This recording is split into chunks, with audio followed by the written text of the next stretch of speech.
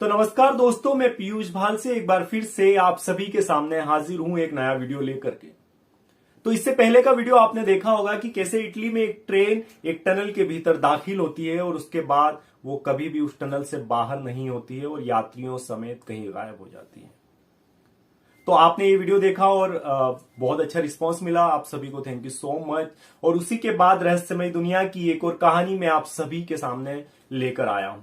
हालांकि इस कहानी के बारे में यह भी कहा जाता है कि यह कहानी सच है या झूठी, इस पर अभी भी एक तरह से एक प्रश्न बना हुआ है। लेकिन उस समय एक अखबार है, उसने इस कहानी को छापा था और उसके बाद पूरे विश्व भर में इस कहानी पर चर्चाएं होने लगी। तो कहानी है सेंटियागो की एक फ्लाइट 513 की कहानी।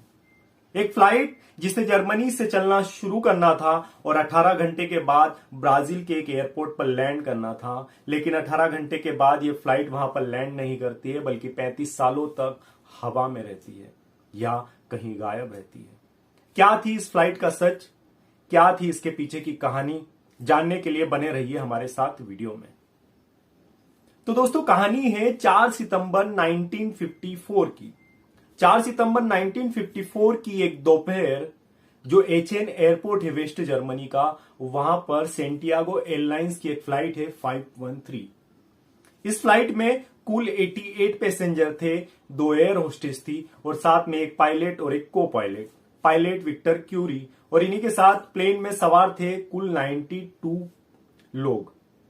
तो ये 92 लोगों से सवार सेंटियागो की फ्लाइट 513 वेस्ट जर्मनी से चलना शुरू करती है और 18 घंटे के बाद इसे ब्राजील के पोर्ट एलेग्रे एयरपोर्ट पर लैंड करना था।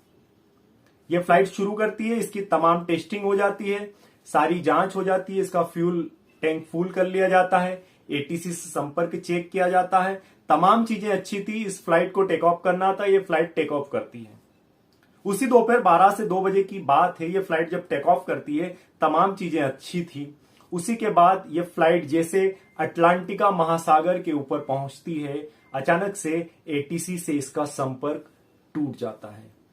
जब भी किसी फ्लाइट का संपर्क एयर ट्रैफिक कंट्रोल से टूटता है तो यही कहा जाता है कि या तो इस प्लेन के साथ कोई हादसा हुआ है, या तो यह प्लेन क्रैश हुआ है, या तो और कोई टेक्निकल प्रॉब्लम है। तो इस दौरान क्या किया जाता है कि जब भी एटीसी से संपर्क टूटता है तो प्लेन में एक और ऑप्शन है जिसके तहत आप एटीसी से संपर्क कर सकते हैं। लेकिन जितनी भी खबरें छपी उसमें इस तरह के किसी ऑप्शन का कोई जिक्र नहीं किया गया था। तो अब ये फ्लाइट का संपर्क एटीसी का अटलांटिका महासागर के ऊपर जैसे ही टूटता है, अचानक से एटीसी के तमाम अधिकारी सख्ते में आ जाते हैं। तमाम अधिकारी सख्ते में आते हैं और उसके बाद एक जेट वहां पर पहुंचाया जाता है उस जगह पर, लेकिन वहां पर कहीं से प्लेन का कोई नामो निशान नहीं था।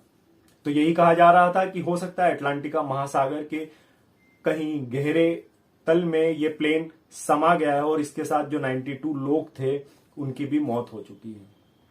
तो ऑफिशियल एक ही स्टेटमेंट जारी किया जाता है कि ऐसी ऐसी एक कहानी थी, अटलांटिका महासागर के ऊपर इस प्लेन को क्रैश हो गया था और ये वहां पर डूब गया और सारे तमाम पैसेंजर्स, तमाम लोगों की डेथ हो चुकी है।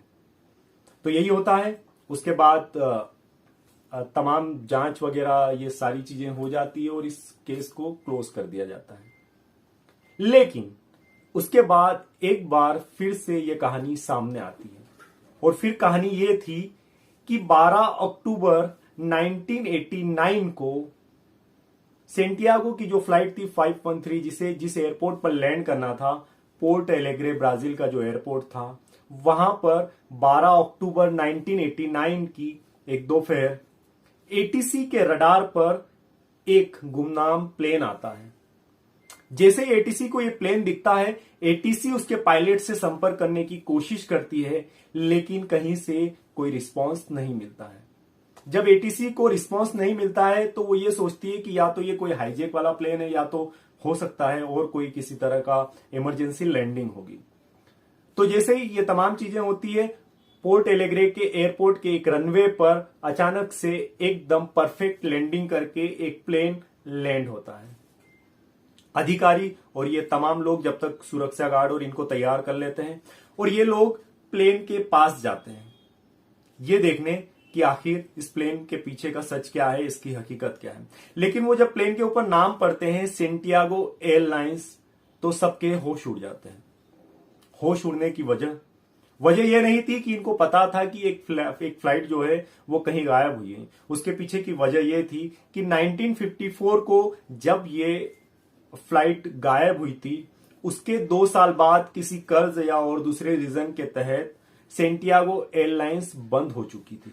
इसका मतलब यह है कि पूरे विश्व भर में सेंटियागो एयरलाइंस की 33 सालों से कोई भी फ्लाइट नहीं उड़ रही है। तो फिर आखिर ये एयरलाइंस की इस फ्लाइट का सच क्या है, ये फ्लाइट कहां से आई। तो उसके बाद जब इन अधिकारियों को पता चलता है कि 35 सालों पहले एक प्लेन गायब हुआ था, और उसके बाद जब ये पास जाते हैं तो देखते हैं कि इसका इंजन अभी भी चालू है। यानी कि 35 साल से एक प्लेन जो काफी पुराना हो चुका है लेकिन वो दिखाई दे रहा है काफी नया है, तो ये आखिर कहां पर था। उसके बाद ये तमाम अधिकारी कोशिश करते हैं कि एक दरवाजा खोलकर कैसे उस प्लेन के भीतर दाखिल हुआ जाए। जब 2 अधिकारी इस प्लेन के भीतर दाखिल होते हैं तो उसके बाद जब वो सामने का मंजर देखते हैं तो उनके होश उड़ जाते हैं और वो भागते हुए बाहर आते हैं। जैसे ही वो बाहर आते हैं, अपने अधिकारियों को कुछ बताते हैं, तो सारे लोग जो है इस बात पर विश्वास नहीं करते हैं और वो तमाम लोग मिलकर फिर से प्लेन के भीतर दाखिल होते हैं और देखते हैं कि सामने बैठे तमाम पैसेंजर थे, उनके बॉडी पर बेल्ट और तमाम चीजें लगी हुई थी, लेकिन वो कंकाल की शक्ल में थे। जी हाँ, प्लेन में बैठे तमाम पैसेंजर्स कंकाल की शक्ल में थे। जब इनको काउंट किया गया तो पाया गया कि ये टोटल 88 पैसेंजर्स थे। लेकिन अधिकारियों के होश तब उड़ गए जब वो प्लेन का दरवाजा खोलकर कॉकपिट पे दाखिल होते हैं और कॉकपिट में देखते हैं कि एक पायलट और एक को पायलट बैठे हैं, लेकिन वो दोनों कंकाल हैं। पायलट का जो कंट्रोलर है वो उसके हाथ में था, पायलट विक्टर क्यूरी, जिनका डीएनए में बाद में पाया गया कि हाँ ये वही पायलट है, वो भी कंकाल बन चुके थे और उनका कंट्रोलर उनके हाथ में था।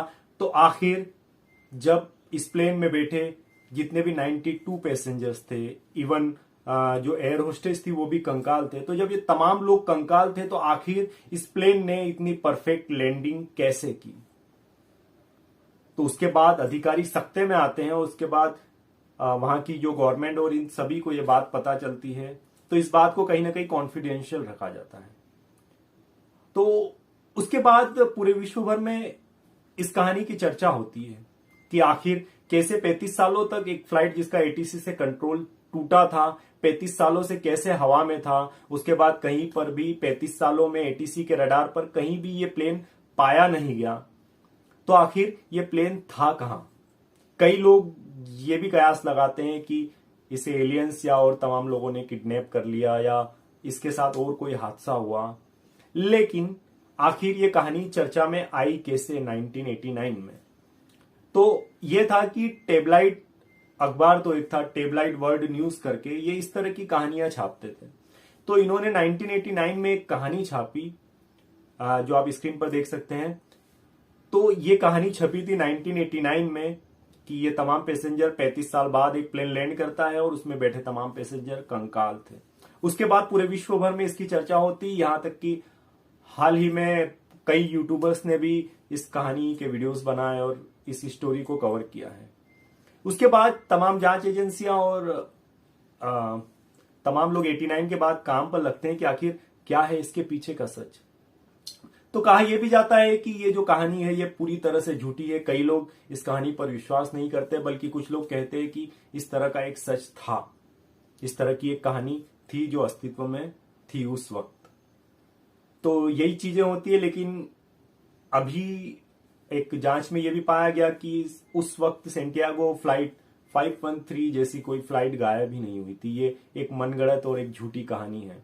इसको वायरल करने के लिए अपने अखबार को प्रमोट करने के लिए, तो यही तमाम चीजें होती है। तो सबसे पहले 89 में टेबलॉइड वर्ल्ड न्यूज ने इस खबर को छापा था और उसने ये भी कहा था कि ब्राजील की जो गवर्नमेंट है वो इस खबर को कॉन्फिडेंशियल रखना चाहती है, इस कारण कहीं इसका कोई जिक्र नहीं है।